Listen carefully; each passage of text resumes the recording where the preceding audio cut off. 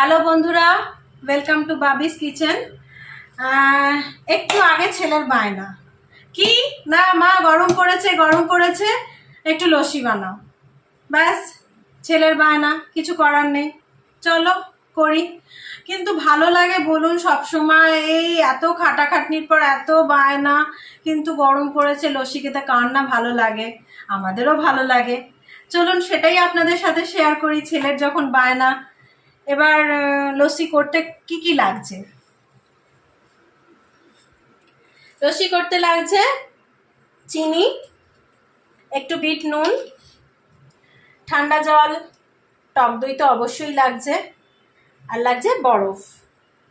তো এবার আমরা কি কি করব? একটা মিক্সিং জারে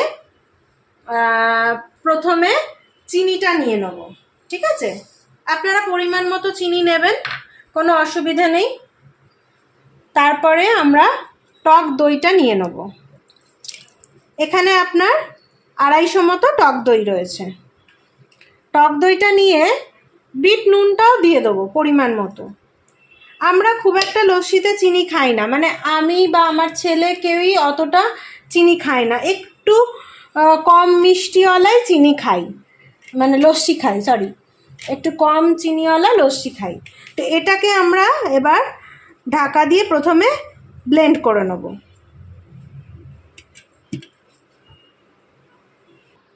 চলুন একবার মিক্সিটা ঘুরিয়ে নিই।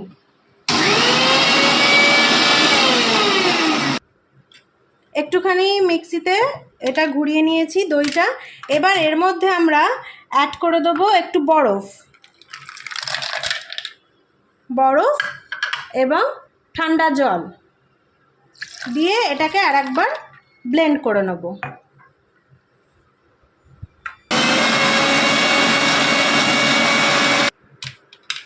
হয়ে গেছে আমাদের লস্যি রেডি, আমার ছেলের বায়না অনুযায়ী। দেখুন, গরমকাল তো আসছেই, সুন্দর লস্যি একদম রেডি খাওয়ার জন্য। ওফ, বাইরের মতো ফ্রগি ব্যাপারটা হয়েছে। এর ওপরে একটুখানি জাস্ট চাট মশলাটা একটুখানি ছড়িয়ে দেবো। এটাই আমাদের একটুখানি ভালো লাগে, টেস্টটা ভীষণ খেতে ভালো লাগে। তো রেডি আমাদের লস্যি। আপনারা বলবেন কেমন লাগলো, পছন্দ হলে কমেন্ট করবেন, সাবস্ক্রাইব করবেন, অ্যান্ড লাইক শেয়ার অবশ্যই করবেন। হ্যাঁ, পছন্দ হলে আপনারা লাইক দেবেন, শেয়ার করবেন। আর যেহেতু ছেলে বায়না, তৈরি করে ফেলেছি গরমের দিনে ঠান্ডা ঠান্ডা লস্যি, আপনারাও খাবেন বানিয়ে। টাটা বন্ধুরা।